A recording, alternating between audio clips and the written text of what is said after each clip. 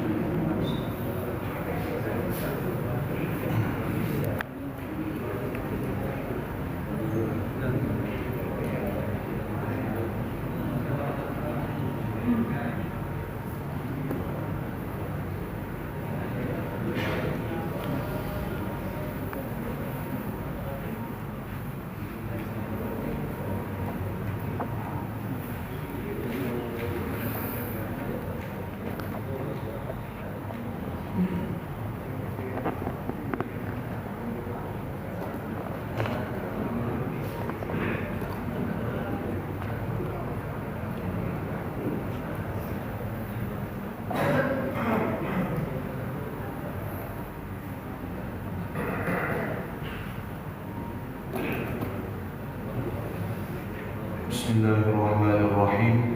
Assalamualaikum warahmatullahi wabarakatuh. نويت التعلم والتعليم والإفادة والاستفادة والتذكر والتذكير والنفع والانتفاع والحث على التمسك بكتاب الله وسنة رسول الله والدلالة على الهدى والدعاء على الخير. اللهم صل على سيدنا محمد الفاتح لما أغلق والخاتم لما سبق ناصر الحق بالحق الهادي إلى صراطك المستقيم وعلى آله وصحبه حق قدره ومقداره العظيم. سبحانك لا علم لنا إلا ما علمتنا إنك أنت العليم الحكيم. رب اشرح لي صدري ويسر لي أمري واحلل عقدة من لساني يفقه قولي. صلى الله على سيدنا محمد وعلى آله وصحبه وبارك وسلم. الحمد لله رب العالمين. الحمد لله رب العالمين وبه نستعين على أمور الدنيا والدين والصلاة والسلام على أشرف الأنبياء والمرسلين سيدنا محمد وعلى آله وصحبه أجمعين. قال المصنف رحمه الله ونفعنا وبعلومه في الدارين الأنقال. الباب السادس عشر في العزلة. Bab yang ke-16 yang membahas tentang uzlah. Uzlah itu diambil dari kalimat i'tazala ya'tazilu. I'tazala ya'tazilu artinya adalah melepaskan diri atau mengasingkan diri. Di dalam akidah ada yang disebut dengan Mu'tazilah. Kelompok Mu'tazilah ini adalah kelompok yang melepaskan diri dari mayoritas umat Islam di masa era tabi'in. Salah satu pencetusnya adalah murid daripada Imam Hasan Al-Basri radhiyallahu anhu, yang merupakan seorang ulama juga, akan tetapi memiliki prinsip di dalam berakidah itu berbeda daripada mayoritas umat Islam. Sehingga Mu'tazilah ini berkeyakinan bahwasanya apa yang kita lakukan itu bukan atas kehendak Allah, melainkan atas kehendak masing-masing. Itu keyakinan Mu'tazilah. Dan mereka itu ya, sebagian mengatakan bahwasanya tidak mempercayai qada dan qadar. Tidak mempercayai qada dan qadar. Qada adalah merupakan apa? Ilmu Allah, pengetahuan Allah tentang apapun yang terjadi kepada kita semua dari semenjak kita lahir sampai kita wafat. Ya. Dan itu telah diketahui oleh Allah Subhanahu wa taala sebelum alam ini diciptakan. Adapun qadar adalah merupakan realisasi daripada qada. Ya, qada itu terdahulu. Sebelum alam ini diciptakan, maka apa yang terjadi di dalam diri kita, ya, itu sudah diketahui oleh Allah. Ya, seperti sekarang ini kita lagi taklim, itu sudah diketahui oleh Allah sebelum ya terciptanya alam semesta. Adapun qadar, nah ini yang sekarang ini qadar, makanya disebut dengan takdir. Ya, disebut dengan takdir. Mu'tazilah tidak meyakini itu. Mu'tazilah berkeyakinan bahwasanya segala sesuatu yang kita kerjakan, yang kita lakukan itu murni kehendak kita, bukan kehendak Allah. Ya. Jadi kalau misalkan orang-orang Mu'tazilah bertanya ya kepada kita bahwasanya andaikan seseorang itu melakukan kemaksiatan sekalipun, apakah Anda harus mengatakan itu kehendak Allah? Berarti Allah menghendaki hambanya bermaksiat. Dari maksiat itu hambanya akan masuk ke dalam neraka. Berarti masuknya seorang hamba ke dalam neraka itu apakah kehendak Allah? Ulama kita Ahlus Sunnah wal Jamaah ya mengajarkan kepada kita bahwasanya ya memang segala sesuatu yang kita kerjakan itu adalah kehendak Allah. Wallahu khalaqakum wama ta'malun. Sesungguhnya Allah yang telah menciptakan kalian, dan Allah Subhanahu wa taala yang berkehendak atas apa yang kalian lakukan.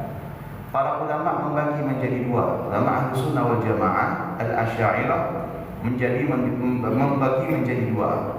Kata para ulama, apabila ya yang kita lakukan itu adalah suatu kebaikan, maka itu kehendak Allah. Dan apabila yang kita lakukan itu adalah suatu keburukan, maka itu bukan kehendak Allah, melainkan kehendak kita masing-masing. Sekali lagi, apabila yang kita lakukan itu adalah kebaikan, merupakan kehendak Allah. Dan apabila yang kita lakukan itu adalah keburukan, maka merupakan kehendak masing-masing. Kita tidak boleh menyalahkan Allah. Dalam hal ini Allah sudah menegaskan di dalam Al-Quran, faman jaa bil hasanati famin nafsi. Barang siapa yang melakukan famin Allah, barang siapa yang melakukan kebaikan, maka itu adalah merupakan kehendak Allah. Wa man jaa bis sayyi'ati famin nafsi. Barang siapa yang melakukan keburukan, maka itu datangnya dari diri sendiri. Loh, kenapa yang baik ini datangnya dari Allah? Kenapa yang buruk ini datangnya dari manusia? Alasannya adalah karena setiap manusia sudah dibekali oleh Allah dengan akal. Dan akal ini menuntut yang memiliki akal untuk bisa membedakan mana yang baik, mana yang buruk. Apabila kita mengetahui ini kebaikan, maka itu adalah merupakan anugerah dari Allah melalui Rasulnya yang memberitahukan kepada kita ini adalah baik, ini adalah buruk. Maka apabila sampai kita melakukan keburukan, maka tidak boleh menyalahkan Allah, akan tetapi menyalahkan diri kita sendiri. Nah, orang Mu'tazilah ini awalnya tersebar di daerah Persia seperti Iran dan Irak, ya kan? Nah, itu tersebarnya di situ awal mulanya. Ya. Nah, mereka itu tidak meyakini qada dan qadar, sehingga apa yang mereka lakukan itu kehendak sendiri, bukan kehendak Allah. Salah seorang ulama ahli tafsir yang dia itu memiliki pemikiran seperti Mu'tazilah adalah siapa? Al-Imam Zamakhsyari. Imam Zamakhsyari ini ahli tafsir. Ya, beliau itu sebelum taubat akidahnya apa?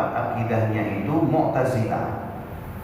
Sehingga beliau itu di salah satu karya tafsirnya itu ada belasan jilid yang disebut dengan tafsir Ma'ani. Tafsir Ma'ani itu Pak bukan lagi membahas teks ayat, tetapi membahas konteks dan hakikat daripada ayat-ayat Allah Subhanahu wa ta'ala.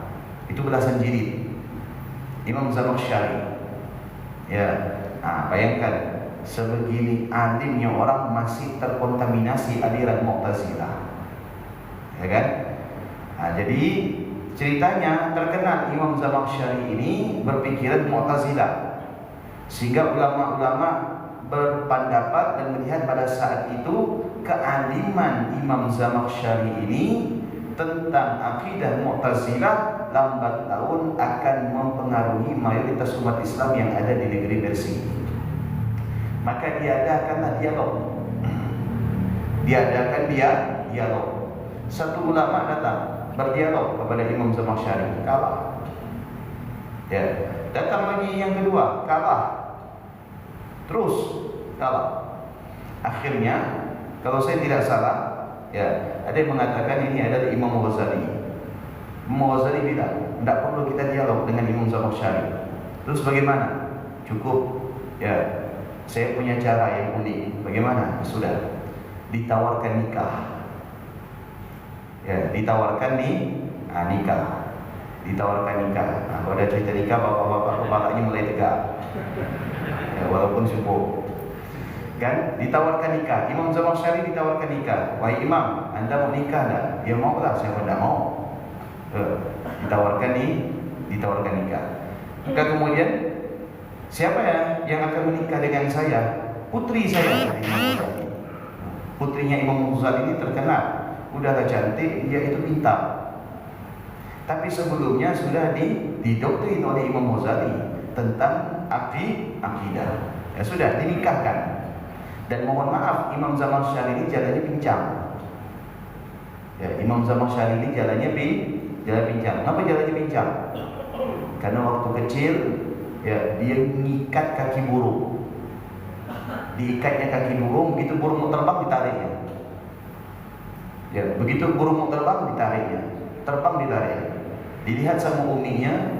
Nah itu tadi doa orang tua itu Masya Allah. Tapi jangan doakan yang buru-buru buat anak. Sampai uminya itu berdoa, baik-baik nanti kaki kau seperti itu. Akhirnya pincang Imam Zamakhsyari, kecelakaan. Ya. Imam Zamakhsyari akhirnya dinikahkan lah. Ya. Begitu dinikahkan, habis nikah malamnya apa Pak? Jihad. Ya kan? Iya, malamnya jihad. Istri nanya kepada Imam Zamakhsyari, sebelum kita jihad, ya kira-kira mampu berapa kali? Apa kata Imam Zamakhsyari? Insya Allah malam ini 3 kali. Ya, 3 ronde istilahnya. Ya kan? Baik, kata istrinya. Pertama, sanggup. Ya kan? Selesai, yang kedua sanggup. Begitu yang ketiga, udah tak sanggup. Kata istrinya, ngapa tak lanjutkan? Tak mampu dah. Ngapa tak mampu? Kata Imam Zamaksyari, udah habis stamina. Loh, katanya manusia itu memiliki kehendak atas dirinya sendiri. Kenapa tak mampu? Padahal tadi bilang 3, kenapa sekarang 2? Sebab itulah Imam Zamaksyari kemudian bertaubat. Akhirnya beliau menyadari bahwasanya ya, apa yang dikehendaki oleh manusia itu adalah kehendak Allah Subhanahu wa taala. Itu aliran Mu'tazilah. Makanya kadang-kala kita merencanakan sesuatu gagal, betul tak? Kadang-kala kita merencanakan sesuatu tidak jadi. Semua itu ya tidak lepas daripada kehendak Allah Subhanahu wa taala, bukan kehendak kita masing-masing. Kalau memang itu terwujud adalah merupakan kehendak Allah. Kalau itu tidak terwujud juga merupakan kehendak Allah Subhanahu wa taala. Itu aliran Mu'tazilah, dan aliran Mu'tazilah itu ada sampai sekarang ini, namun tidak banyak. Ya, aliran Mu'tazilah itu sampai sekarang ini ada. Dan beberapa tokoh-tokoh yang mereka itu mantan aliran Mu'tazilah, di antaranya adalah Abu Hasan Al-Asy'ari yang kita kenal dengan Imam Asy'ari sebagai pemimpin akidah Ahlus Sunnah wal Jamaah, yang pengikutnya disebut dengan Al-Asy'ariyah, ya, faham yang dianut mayoritas umat Islam yang ada di dunia. Yang populernya itu adalah akidah sifat itu Imam Abu Hasan Al-Asy'ari dulunya adalah mantan Mu'tazilah, ya, mantan Mu'tazilah. Kemudian taubat disebabkan apa?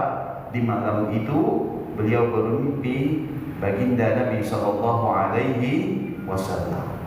Itu kalau disebut dengan Mu'tazilah. Mu'tazilah itu adalah aliran. Dia ini mengasingkan diri dari mayoritas umat Islam. Ya, mengasingkan. Ketika mengasingkan, maka diberi gelar sebagai Mu'tazilah. Baik. Al-Uzlah itu artinya mengasingkan diri, atau ya, lari dari yang namanya keramaian. Itu disebut dengan uzlah. Atau disebut dengan kalimat lain. Kalimat lain itu menyebutnya dengan apa? Bukan dengan uzlah, ya, tetapi disebut dengan i'tizal, mengasingkan diri. Atau disebut dengan apa? Disebut dengan bukan uzlah, ada satu lagi. Cerita kawin ini lupa kan? Ya. Apa ya? Ada satu lagi selain daripada uzlah. Nanti insyaallah ingat lagi. Bukan, dia bahasa Arab. Apa bukan? Sudah. I'lam annahu qad ikhtalafa an-nasu fiha, fa dhahaba ba'dhum ila istihbab al-uzlah wa tafdhilha 'ala al-mukhalatah. Baik. Sekarang kita sudah mengetahui makna daripada uzlah itu adalah mengasingkan diri. Imam Ghazali mengatakan, ketahuilah sesungguhnya telah berbeda pendapat di antara sekelompok manusia tentang yang namanya uzlah. Perbedaan pendapat di sini adalah perbedaan hukum. Maka sebagian mengatakan fadhahaba ba'dhum ila istihbabil uzlah wa tafdhilha 'ala al-mukhalatah. Ada yang mengatakan dianjurkan uzlah menyendiri. Ya, dianjurkan uzlah menyendiri untuk tidak sering terlibat dalam aktivitas umumnya manusia, tidak sering kumpul. Ya, seharusnya seseorang itu menyendiri, itu dianjurkan. Apa? Karena memiliki keutamaan untuk menghindarkan diri dari berbagai macam pengaruh.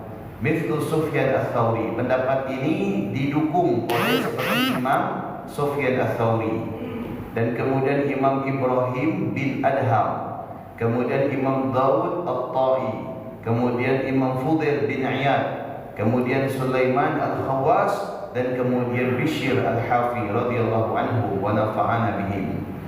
Ini yang namanya disebut tadi itu dari Imam Sufyan Ats-Tsauri sampai Bishr Al-Hafi adalah ulama-ulama yang menganjurkan kita itu uzlah. Ya, yang menganjurkan kita itu uzlah. Di masa itu seseorang dianjurkan untuk uzlah, mengasingkan diri. Kenapa? Karena di zaman itu rentan yang namanya fitnah, pengaruh terhadap akidah, pengaruh terhadap agama itu luar biasa. Maka dianjurkan untuk melakukan uzlah. Ini pendapat mereka. Ya. Tetapi Imam Ghazali mengatakan wa dhahaba aktsarut tabi'in, tapi mayoritas para tabi'in mengatakan apa? Ila istihbabil mukhalatati wastiktsari ikhwan litta'awun 'alal birri wat taqwa. Sebagian besar tabi'in justru mengatakan apa? Tidak perlu uzlah. Bahkan kita dianjurkan bergaul kepada sesama manusia agar apa? Mempermudah kita untuk mencapai derajat ketakwaan. Nah, artinya di sini terjadi perbedaan pendapat. Ada pendapat yang mengatakan kita dianjurkan untuk uzlah, ada pendapat yang mayoritas mengatakan bahwasanya kita tidak perlu uzlah. Ya, bahkan kita dianjurkan untuk bergaul dengan tetangga, bergaul dengan jamaah, bergaul dengan teman, bergaul dengan kerabat. Untuk apa? Memudahkan kita mencapai derajat ketakwaan. Wastadalla al-jami' bima urida fil ukhuwah wal ulfah min qawli alaihi salatu wassalam lama ata bi rajulin kana qad atta al-jibal liyata'abbad fihi faqala sallallahu alaihi wasallam la taf'al anta wala ahad minkum la sabrun ahadikum fi ba'di mawatidil islam khairun min ibadati ahadikum 40 aman. Dalam hal ini, ya, kata Imam Ghazali cenderung mendukung pendapat yang tidak menganjurkan uzlah. Ya, seperti pendapat mayoritas tabi'in. Imam Ghazali cenderung mendukung pendapat ini, sehingga Imam Ghazali mengutip dalil bagaimana seseorang itu mendatangi Nabi kita Muhammad sallallahu alaihi wasallam, dan dia ini curhat kepada Nabi bahwasanya telah melakukan uzlah selama berbulan-bulan di suatu gunung. Jadi dia tinggalkan kampung halamannya, kemudian dia menyendiri di sebuah gunung berbulan-bulan. Setelah berbulan-bulan berlalu, maka kemudian dia turun untuk menemui Nabi. Sampai di depan Nabi, ketika diceritakan apa yang dikatakan oleh Nabi kepadanya, apakah Nabi setuju? Justru sebaliknya, Nabi mengatakan la taf'al anta wala ahadun minkum. Yang kayak gini jangan dilakukan, siapapun di antara kalian. Nabi menasehatinya dan menasehati yang lain. Kata Nabi, yang seperti ini menghindar, menjauh, mengasingkan diri jangan dilakukan oleh kalian. Dan siapapun di antara kalian. La sabru ahadikum, karena kata Nabi SAW, sabarnya salah seorang di antara kalian fi ba'di mawatinil Islam, sedangkan kalian berada di daerah mayoritas penduduknya itu adalah umat Islam, khairun min ibadati ahadikum, itu lebih baik daripada ibadah yang kalian lakukan selama 40 tahun. Jadi kita mengasingkan diri, kita menjauh, kita menyendiri, itu tidak lebih baik daripada kita bertahan. Karena dengan bertahan maka menunjukkan kita itu bersabar. Apalagi kita berada di tempat, di daerah, di negeri yang mayoritas umat Islam. Pak Ustaz, saya mau hijrah. Pak Ustaz, mau kemana? Saya mau pergi ke daerah yang sepi daripada penduduk, yang aman, jauh daripada kota. Ada apa dengan kota? Tak kuasa Pak Ustaz, ribut, ramai, padat dan yang sebagainya. Itu bukan jalan terbaik. Ya, apalagi kita berada di daerah yang sekarang ini dikelilingi oleh masjid. Untuk beribadah tidak dipersulit. Ya, Sekarang kita mau tanya, daerah kita ibadah dipersulit enggak? Mudah. Kita mau beramar ma'ruf nahi mungkar, mudah. Kita mau melakukan ketaatan, mudah. Kita mau ibadah, mudah. Kita mau mencari orang yang sefrekuensi, sangat mudah. Ya, di tempat kita sangat mudah dibanding tempat-tempat yang lain. Apa alasan kita untuk melakukan hijrah? Justru dengan hijrahnya kita itu mempersulit. Kita harus cari orang terlebih dahulu. Kita harus mencari masjid terlebih dahulu. Kita harus berkenalan dengan orang lain terlebih dahulu. Kita harus bergaul terlebih dahulu. Kita harus memperkenalkan diri terlebih dahulu. Sehingga hal-hal yang ini itu menjadikan kita untuk memulai dari nol. Ya, ketika kita itu hijrah, ini tidak dianjurkan oleh Imam Ghazali. Makanya kita tidak setuju apabila ada orang yang barangkali, ya mohon maaf, ya pindah dari satu tempat tujuannya adalah untuk mengasingkan diri, tujuannya adalah untuk hijrah, sedangkan tempat daerah yang dia tinggali itu selama ini baik. Ya. Kalau selama ini baik, kenapa kita tinggalkan? Rasulullah hijrah, Ustaz? Ya, Rasulullah hijrah karena pada saat itu nyawa Nabi terancam. Orang-orang kafir Mekah sudah merencanakan pembunuhan Nabi pada malam itu. Ya, makanya Nabi SAW ya diperintahkan oleh Allah melalui malaikat Jibril untuk hijrah. Nabi harus hijrah karena nyawanya terancam. Kalau Nabi bertahan dan kemudian dibunuh, otomatis Makkah itu akan diazab oleh Allah. Dan kemudian Makkah itu akan menjadi kiblat. Kalau sampai Nabi terbunuh, mereka diazab. Ya, kemudian daerahnya itu akan diratakan oleh Allah Subhanahu wa ta'ala. Makanya Nabi hijrah. Agar apa? Agar penduduk Mekah selamat, kemudian kota suci juga selamat. Itu rahmatnya Nabi SAW. Kita ini tidak sedang dalam keadaan terancam. Kita tidak terancam, istri kita tidak terancam, anak-anak kita tidak terancam, rumah kita tidak terancam. Kenapa kita hijrah? Kenapa kita meninggalkan kampung halaman kita? Kenapa kita meninggalkan daerah kita? Padahal daerah, kampung halaman, tempat tinggal kita, lingkungan kita itu sehat. Kecuali daerahnya itu notabene itu adalah ahli maksiat, lingkungannya rusak, pengaruh maksiat yang luar biasa, silakan kita hijrah. Tapi kalau selama daerah kita itu adalah daerah yang aman, tentram, ibadah tidak dipersulit, ya, kemudian ada kegiatan-kegiatan Islam di dalamnya, maka kita tidak dianjurkan untuk hijrah. Kita tidak dianjurkan untuk hijrah. Ingat, ya, hadis pertama yang dikumpulkan oleh Imam Nawawi itu mengulas tentang niat, betul tak? Innamal a'malu binniyat. Sudah?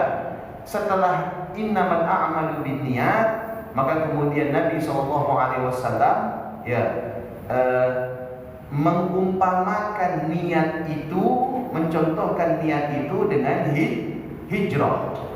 Ya, mencontohkan niat itu dengan hijrah. Faman kanat hijratuhu ila Allah wa rasulih fa hijratuhu ila Allah wa rasulih wa man kanat hijratuhu li imra'atin yusibuha wa man kanat hijratuhu lid dunya yusibuha aw imra'atin yuhinkihuha fa hijratuhu ila ma hajara ilaihi. Rasulullah membagi menjadi dua. Ada niat hijrah yang baik, ada niat hijrah yang tidak baik. Niat hijrah yang baik adalah niat hijrah lillahi wa lirasulihi. Niat hijrah yang tidak baik adalah untuk mendapatkan dunia. Tapi ingat, jangan sampai kita itu tertipu dengan diri kita sendiri. Tujuan kita untuk lillahi wa lirasulihi ternyata oleh Allah dianggap hijrahnya itu semata-mata untuk dunia. Banyak orang sekarang itu kedok hijrahnya itu lillahi wa rasulihi, tetapi justru ya sebenarnya adalah di dunia. yusibuha au imra'atun yunkihuha, hanya untuk mendapatkan dunia. Jadi di zaman sekarang ini, mohon maaf, andaikan kita berada di negeri Indonesia, khususnya di Kota Madia Pontianak, kita tuh tidak dianjurkan untuk hijrah. Ingat, kita tidak dianjurkan untuk hijrah. Kenapa? Karena daerah kita ini sekarang dalam keadaan aman-aman saja, dalam keadaan tentram, dalam keadaan baik. Kalau ada salah di dalam rumah tangga kita, di dalam profesi kita, dalam usaha kita, maka kita tidak dianjurkan untuk pindah, untuk mengasingkan diri, untuk mengungsi, untuk hijrah. Tetapi mari kita memperbaiki keadaan kita. Jelas ya? Nah, itu menurut pendapat Imam Ghazali. Wastadalla min fadlil uzlah ka Fudail radhiyallahu anhu. Akan tetapi ya, imam-imam dari Imam Sufyan Ats-Tsauri tadi, kemudian Imam Ibrahim bin Adham, Dawud At-Tai, Bishr Al-Hafi, yang tadi menganjurkan untuk zina, mereka juga punya dalil. Apa dalilnya? Seperti yang dikatakan oleh Imam Fudail bin Iyad, ya, di Abdullah bin Amir Al-Juhani, lamma qala ya Rasulullah ma an-najah, qala sallallahu alaihi wasallam liyas'aka baituka wa amsik 'alaika lisanak wabki 'ala khati'atik. Alasan-alasan uzlah sebagaimana yang dikatakan oleh Imam Fudail bin Iyad, yang beliau itu menasihati Abdullah bin Amr tatkala beliau itu bertanya kepada Nabi SAW, ya, wahai Rasulullah, ma an-najah, apa yang disebut dengan sukses? Apa yang dimaksud dengan sukses, berhasil?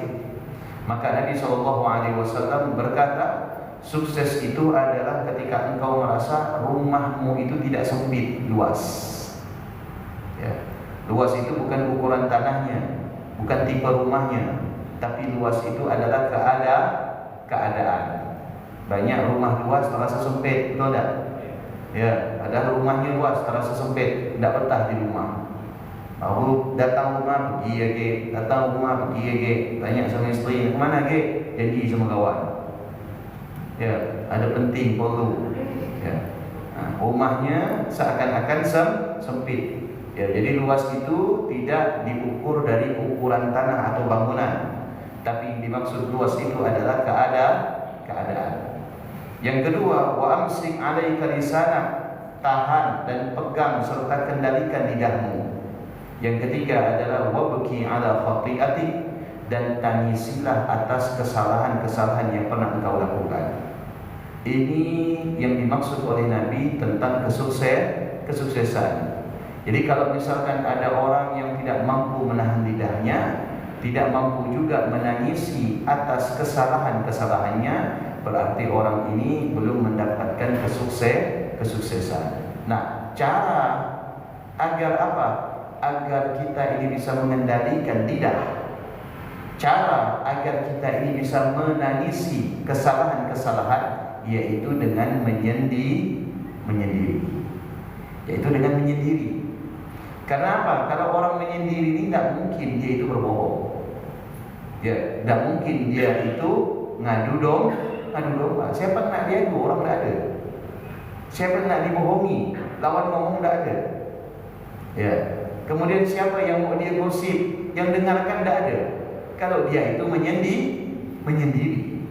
Ya, menyendiri itu berpotensi apa? Berpotensi selamat. Kenapa? Karena tidak ada teman untuk diajak maksiat. Terkadang maksiat itu muncul karena ada teman, ada kawan ngomong, ya, betul tak?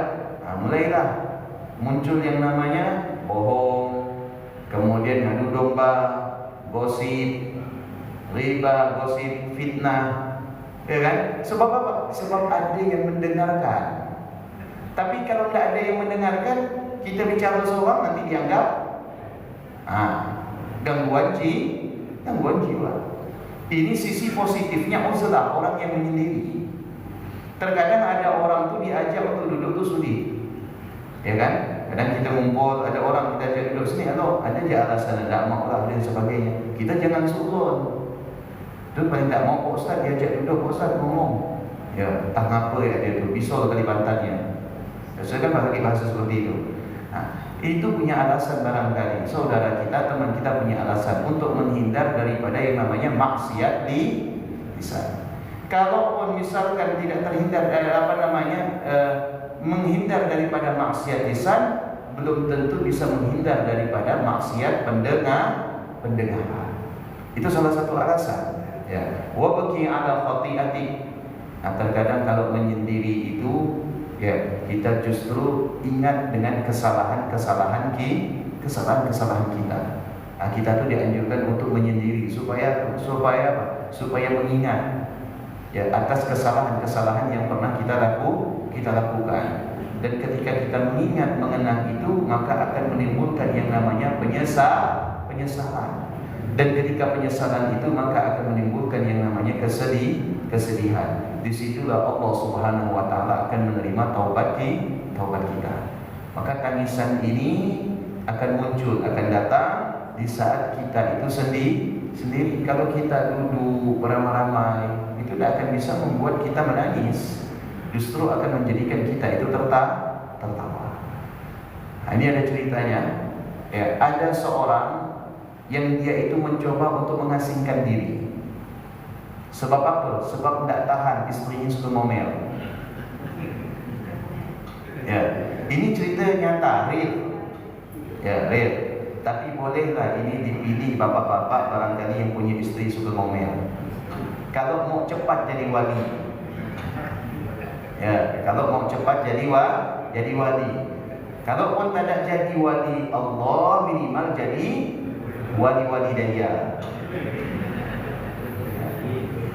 Tidak tahan dia sama istri, tiap hari ngomel, ya kan?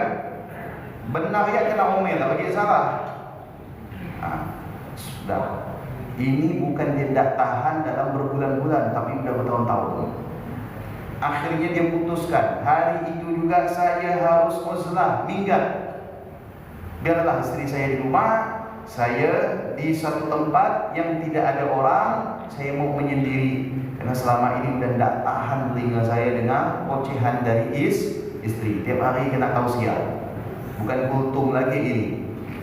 Ya, dikemaskan pakaiannya, ya, bawa makanan, pergi dia ke satu tempat. Ya, tempat itu gua. Ya, gua. Sampai di situ, dia lihat ternyata ada orang yang muslah.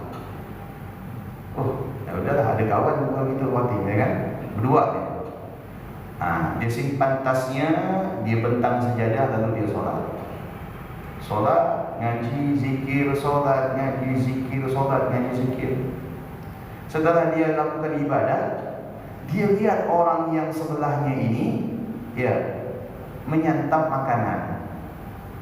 Bapak Ibu tahu makanannya? Makanannya itu keluar asap. Ya, dipikir-pikir kapan dia masak. Selama di sini tidak pernah lihat orang ini masak. Ya, tapi ngapa pula makanannya mengumpul asap? Mejikom nak dicolok-colok aja tidak ada. Ya kan? Nak dimasak gasnya juga tidak ada. Ini kenapa dia dapat masakan itu mengeluarkan asap, mengepul. Jadi kalau nasi udah masak kita buka tuh uapnya kan keluar. Pertama dia mau nanya, tidak mau, malu dia. Akhirnya dia beranikan diri. Dia tanya, Assalamualaikum. Waalaikumsalam. Kenalan kau kita. Saya namanya Abdul Rahman namanya. Oh, Masya Allah. Bapak sudah lama di sini? Saya sudah lama, kata bapak itu. Kalau saya masih baru, kata Syekh Abdul Rahman ini. Namanya Syekh Abdul Rahman. Bapak dari mana? Saya dari daerah sana, jauh. Oh, saya juga jauh Pak. Dari kampung saya ke sini perjalanannya hampir 1 hari. Oh, Masya Allah. Pak, ada yang mau saya tanyakan. Apa? Tadi Bapak dapat makanan. Ya, itu Bapak dapat makanan. Dari mana Pak? Soalnya saya tidak lihat Bapak masak. Apa Bapak ini? Oh, saya dapat makanan ini dari seseorang. Seseorang ini rutin mengantarkan saya makanan. Saya pun tidak tahu orang itu dari mana. Oh, terus sebab apa Bapak bisa dapat makanan? Apakah kenal dengan orang itu? Tidak. Saya bertawassul kepada wali Allah. Tawassul kepada wali Allah. Siapa wali itu? wali itu terkenal. Di daerah saya, Syekh Abdul Rahman dengan orang ini beda daerah, beda wilayah. Wali itu terkenal di daerah saya akan kesabarannya terhadap istrinya.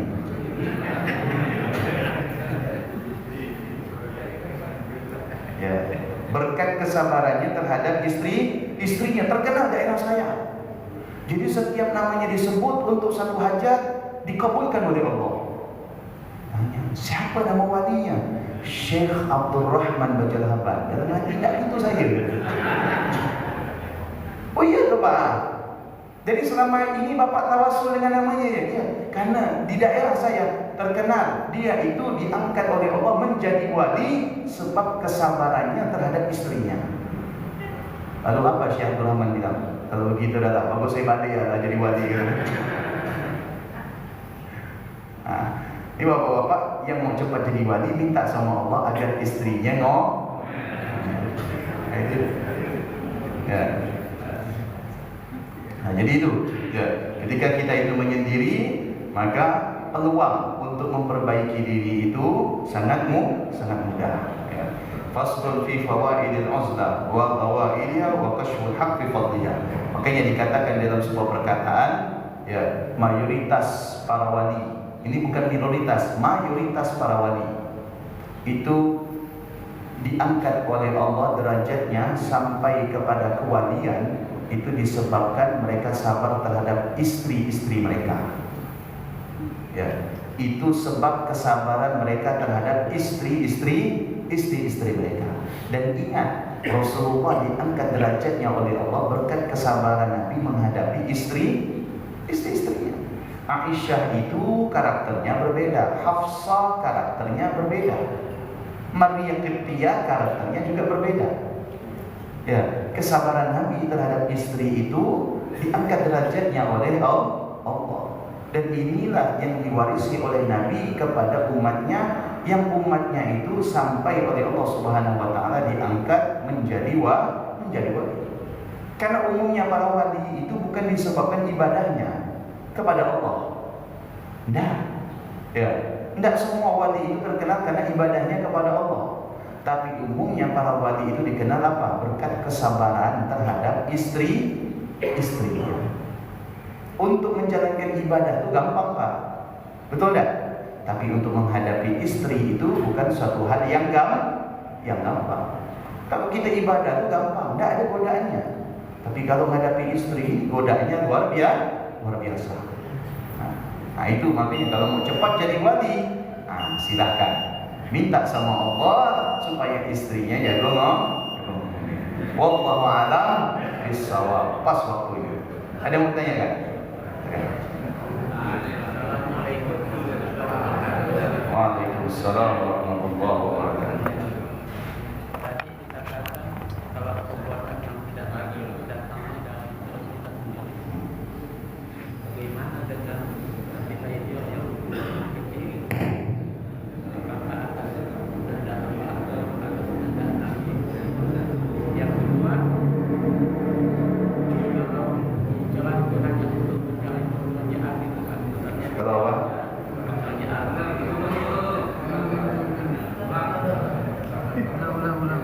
Kalau hijrah itu hanya untuk mencari pekerjaan, misalnya di daerah asalnya dan sulit untuk mendapatkan pekerjaan itu, akhirnya hijrah ke tempat lain yang bukan untuk mencari pekerjaan, misalnya di rumah. Baik, yang pertama, kalau memang keburukan itu adalah kehendak pribadi, bukan kehendak Allah. Apakah yang terjadi antara Nabi Allah Musa dengan Nabi Allah Khidir yang dilakukan oleh Nabi Allah Khidir seperti membunuh, ya kan, merusak kapal, itu adalah merupakan kehendak pribadi. Ya, maka dikatakan di sini bahwasanya ya antara Nabi Allah Khidir dengan Nabi Allah Musa alaihi wassalam itu adalah kejadian-kejadian yang hanya mampu diterima oleh orang yang memiliki keistimewaan. Dalam hal ini adalah merupakan ketentuan Allah, cara Allah bagaimana Allah mengajarkan kepada Nabi Allah Musa melalui Nabi Allah Khidir. Kita tidak mengatakan bahwasanya yang dilakukan oleh Nabi Allah Khidir itu adalah bentuk kemungkaran. Kita tidak mengatakan yang dilakukan oleh Nabi Allah Khidir itu adalah sebagai bentuk kemaksiatan, karena Nabi itu dijaga oleh Allah Subhanahu wa taala dari keburukan yang dilakukan oleh umumnya manusia. Ya, makanya di dalam diri Nabi itu ada sifat ismah. Ya, ismah itu artinya apa? Ismah itu kesalahan, keburukan yang umum dilakukan oleh manusia. Itu tidak dilakukan oleh para nabi dan para rasul. Apalagi sampai kepada membunuh. Lalu kejadian itu bagaimana? Kejadian itu yang dilakukan oleh Nabi Allah Khidir adalah cara bagaimana Allah mengajarkan kepada Nabi Allah Musa tentang ilmu takwil. Tentang ilmu takwil. Jadi kejadian, misalkan mohon maaf depan masjid ini ada kecelakaan, atau barangkali misalkan di kampung sebelah ada musibah. Di balik itu semua ada yang namanya ilmu takwil, untuk memahami apa makna dan hikmah di balik setiap kejadian. Nah, terkadang Allah Subhanahu wa taala memberikan musibah, memberikan ujian kepada kita, sebagaimana yang kita lihat itu untuk mengajarkan kepada kita bahwasanya apa yang ada di balik sebuah kejadian seperti virus Covid yang pernah kita alami, kita lewati. Di balik itu banyak hikmah. Andaikan ini tidak ditakdirkan oleh Allah, maka barangkali kita tidak mengetahui makna di balik sebuah ujian. Yang pertama. Yang kedua, orang hijrah, ya, mengungsi atau keluar dari kampung halamannya untuk sebuah pekerjaan. Bagaimana? Ini tidak masuk kategori yang tidak dianjurkan untuk hijrah. Kalau misalkan tujuannya adalah untuk mencari mata pencaharian, maka hukumnya wajib. Kenapa?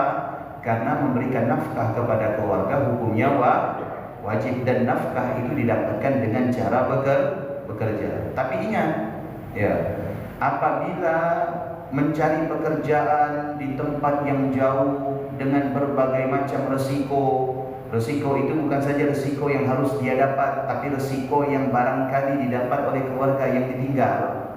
Sementara di dekat rumahnya ada pekerjaan dan dia lebih memilih pekerjaan jauh, maka ini tidak diwajibkan. Karena keberadaannya di sisi keluarga jauh lebih utama dan lebih penting ketimbang dia itu harus meninggalkan keluarga apabila di daerahnya memungkinkan dan berpeluang untuk mendapatkan pekerjaan. Contoh, kerja di Pontianak digaji 2 juta. Misalkan lebih memilih kerja di luar Pontianak dengan gaji 3 juta, lebih besar, ya kan? Tapi kalau misalkan kerja di luar Pontianak 3 juta, resikonya lebih besar daripada dia kerja di Pontianak. Apa lebih besar? Pertama, anaknya hanya istri yang jaga, betul. Kemudian rumahnya tidak ada laki-laki. Kemudian dia tidak ada di rumahnya, otomatis, ya, kalau misalkan rumahnya itu tidak ada kepala rumah tangga, itu wibawanya kurang, betul kan? Siapa yang jaga istri, siapa yang jaga anaknya? Nah, ini kan akan menimbulkan mudarat yang jauh lebih besar daripada ditinggalkan keluarganya untuk mendapatkan gaji yang besar dengan resiko yang jauh lebih besar. Lebih baik dia bekerja di daerahnya dengan mendapatkan gaji secukupnya, namun resikonya jauh lebih kecil. Sudah Pak ya? Sudah? Assalamualaikum warahmatullahi wabarakatuh. Waalaikumsalam warahmatullahi wabarakatuh. Terkait ujian istri yang sahabat dan istri yang katakanlah comel, Ustaz, ya kan, dan diangkat derajat sebagai wanita itu. Pertanyaan adalah, apakah ini bisa dikategorikan istri yang tidak soleh atau istri yang tidak taat? Ini mohon dijelaskan supaya jelas tentang merah, yang mana istri yang bisa menjadi wali, yang mana bisa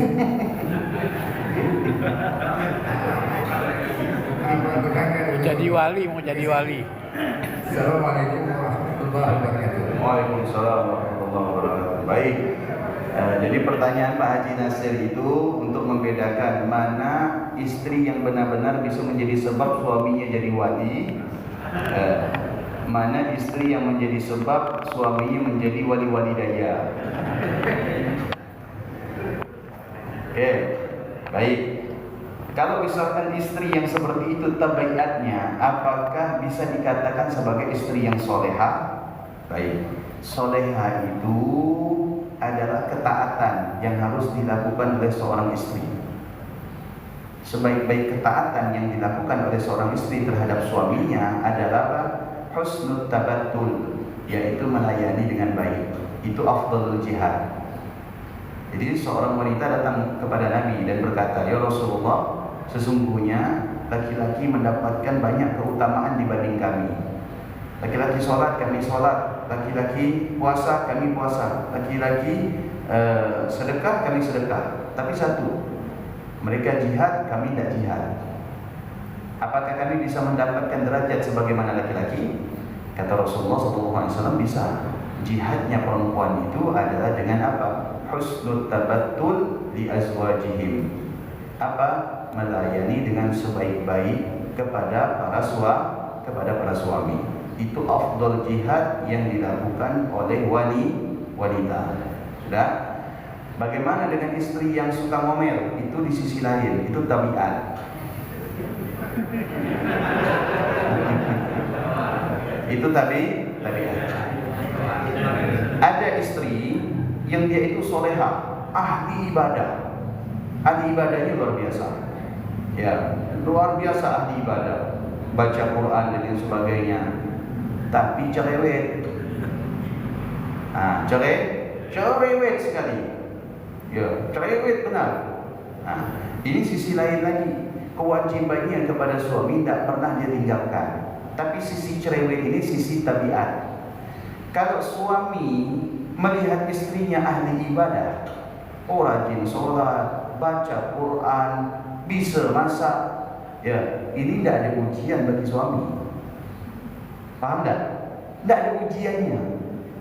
Jadi derajat suaminya itu tidak akan bisa tinggi, mentok saja. Berhenti sampai di situ. Kenapa? Karena udah dapat istri yang ahli ibadah, bisa masak, bisa melayani dan sebagainya. Tidak ada ujian. Tapi kalau ditambah dengan istri cerewet, suka ngomel, ini ujian yang plus. Ini tambahannya. Maka derajatnya ditinggikan lagi oleh Allah. Kenapa? Karena dia menghadapi istri yang cerewet. Di situ nilai plusnya. Jadi kalau yang tidak soleha itu bagaimana? Yang tidak soleha itu adalah yang tidak bisa melayani suaminya. Ya, yang tidak mau melayani suaminya. Tidak bisa, tidak mau melayani suaminya. Ya, tidak mau masakkan untuk suami. Ya, tidak mau mengemas rumah dan lain sebagainya. Kalau berbicara itu tidak pernah baik dengan suami, tidak pernah pelan. Ini bukan soleha namanya. Ya, yang soleha itu yang bisa melayani suami. Kalau misalkan istri itu soleha, rajin ibadah, ya, nutup aurat, bisa melayani suami. Andaikan dia itu cerewet, andaikan dia itu judes, andaikan dia itu suka ngomel, maka anggap saja ini adalah cara Allah menjadikan kita itu seorang wali. Itu saja. Ya, selesai. Sudah. Wallahu a'lam bishawab. Jangan tanya-tanya lagi. Ya, masalah ini. Kenapa? Karena saya tahu bapak-bapak ini lebih luas pengalamannya daripada saya. Saya ini baru teori belum praktek. Kalau bapak-bapak ini udah praktek, ya kan?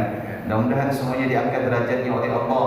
Mudah-mudahan sebagai suami dijadikan oleh Allah sebagai suami yang baik. Mudah-mudahan istri sebagai istri yang soleha. Semoga Allah mempertemukan dan mengumpulkan di dunia, juga mempertemukan dan mengumpulkan kita di surga. Amin ya rabbal alamin. Bismillahirrahmanirrahim. Subhanakallahumma wa bihamdika asyhadu an la ilaha illa anta astaghfiruka wa atubu ilaik. Assalamualaikum warahmatullahi wabarakatuh.